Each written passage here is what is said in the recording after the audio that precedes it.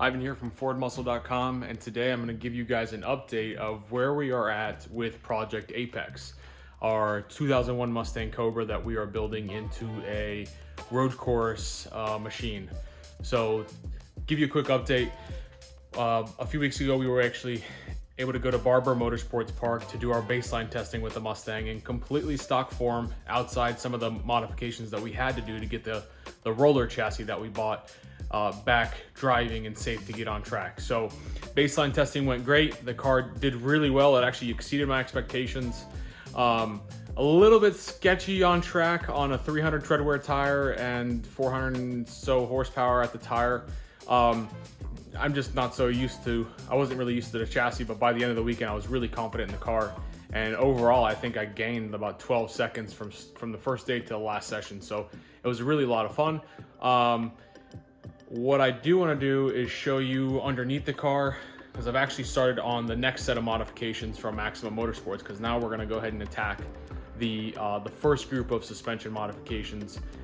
This is the kit that Maximum Motorsports has dubbed the Road and Track Box for the 99 to 04 Mustang Cobras.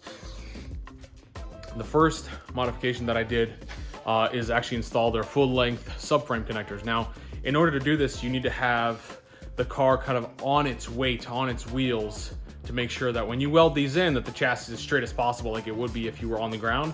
So I have these installed already because I took them to a buddy of mine's house that has a drive-on lift, which is the preferred method. So I'll show you here real quick what those look like installed. They go the full length of the subframe, attached back here by the torque boxes. They come powder coated. I've just got them fully welded in, and then I sprayed over with some satin black to fix any of the powder coat that I had to knock off. But there is a look from under the car. They go all the way back to the torque boxes. All right, on top of that, this kit includes quite a bit of polyurethane, because we're gonna get rid of a lot of the rubber bushings that you'd find in the factory suspension. And this thing being an 01, that rubber is really, really old and tired, being 20 plus years old. So it starts with some spring isolators. These are polyurethane spring isolators. You got the rear and you got the front, and then sway bar bushings, sway bar end links, also with polyurethane. And then Maximum also in the kit includes their camber and caster plates. There's the plates there, the bearing plates, some of the hardware. And then one of the big improvements on top of being able to have the camber and caster adjustability is these are the front control arm bushings. And as you can tell, these are massive. The factory rubber ones, they have a lot of defection, and you can certainly feel that under braking, or as you load the car up, you can feel the front of the car being really, really loose. These should certainly tighten it up quite a bit. I'm really excited about that because that was one of my big complaints of the track. And then these are steering rack bushings. So that'll also kind of help stiffen up the movement in the steering rack, which is pretty exciting. Here we have the lower shock mounts for the new Bilstein struts.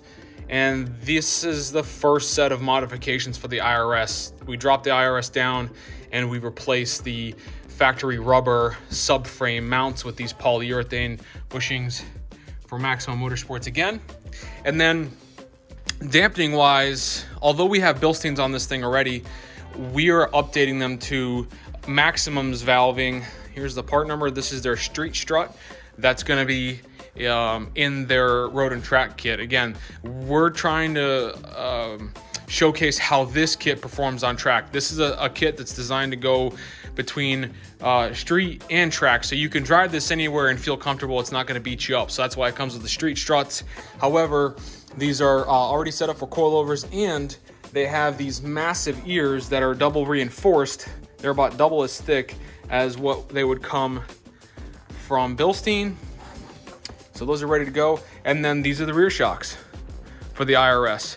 Now these come grooved for Maximum Motorsports. That way, if you decide you want to upgrade to coilovers in the future, you've got that already grooved in and ready to go. And then to finish it up is their spec H&R lowering springs to finalize this entire package. So a few things that we are missing is a strut tower brace. You'll see it in there. Right now, due to some of the production issues and raw material issues, Maximum is a little bit behind on that, but we will get that on the way. I just didn't want to wait, and I wanted to get this stuff installed. So stay tuned as we get this installed and get on to the next test, all right? All right, so this morning we're getting ready to head out to Barber Motorsports Park, where we are going to be testing the next group of upgrades. The main focus point is going to be the Maximum Motorsports road and track box that we've installed that I showed you guys in an earlier video. I've got everything installed, the car's been aligned, and we're heading to the track this weekend to get to see if this thing's going to pick up any time, or to see how it's going to handle. It should really improve a lot just from the little bit of testing that I've done on the street and driving it to and from the alignment shop. I mean, the car feels night and day difference, especially with like some of the control arm work and stuff. Getting rid of that rubber really helped quite a bit. And then one of the other things that we're going to be testing this weekend is Falken's new RT660, and I've got them mounted on a set of beautiful Forgeline wheels. Show them to you real quick. I'll let you back up. There's Cobra, but there's the new stance for now until we get this thing a little bit lower. But these are the new Forgeline GS1Rs. Some ARP hardware in there. Got some brake cooling ducts installed as well. You guys will be seeing some more about that. Falken's new RT660. And these are in a 275 35 18, yeah, 275 35 18. So got some of the new bits installed in there. You can see the new shocks, new springs, and there she is. It is brutally cold this morning. It's about 35 degrees, so it's going to be a pretty chilly track weekend. Hopefully we can get some tire temp, and we can get run some quick times. I'm hoping to improve anywhere from maybe 3 to 5 seconds per lap if possible, but we'll see. Yeah, so I'll see you guys at the track, and I'll give you a download of what's happened there and how we're doing.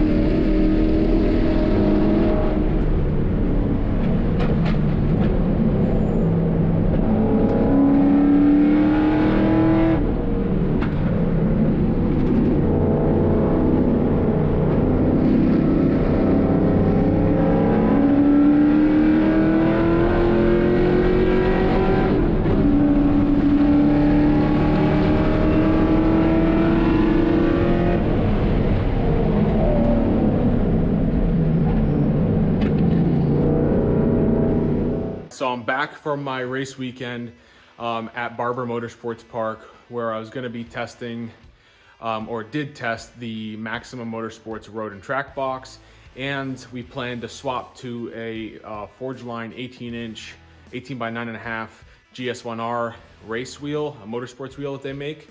And we wanted to test the Falken RT660 200 tread wear tire also to see how much our lap times would improve stepping from a 320 tread wear tire, which is the Falken 615, to the Falken 660, which is a 200 tread wear tire. So much more grip, but so I wanted to just report back before we end this video. Had a fantastic weekend. The car performed really, really well. We even hot lapped it once and it was on track for about 50 minutes. So pretty impressed. No major issues, some small stuff that I'll go over here in a bit, but yeah, we're really happy with the performance, and I wanted to kind of show you what this car looks like after a full weekend of thrashing. So here we go. Under here, engine bay, pretty simple, but no leaks, thankfully. Everything looks good. The brake cooling ducts worked fantastic. These beautiful Forgeline GS1Rs, man, they took a heck of a beating. You can see all the rubber just collected inside. We got our friend Milos from Detailing by MJ who's gonna take care of us. But the new brake pads that we swapped over to worked great. Beautiful wheels. Just a ton of rubber down there. But yeah, overall, this is the car's new stance. It performed really well. I was very surprised. Passed a ton of Porsches. Even got a point by on McLaren, which was really impressive. And I'll walk you through some of our fastest lap times to show you some of the data behind how well the track weekend went. All right, so this is a Garmin Catalyst device that we use to capture all of our data.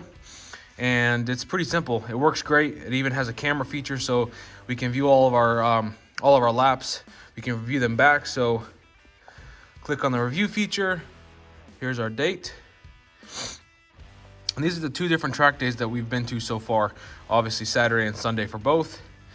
Our previous fastest time was a 1:47.86, and that was completely stock Cobra with obviously the engine, the transmission upgrade, but on a 320 tread wear tire. And then for this track session, we added the Maximum Motorsports road and track box that I reviewed in the earlier part of the video.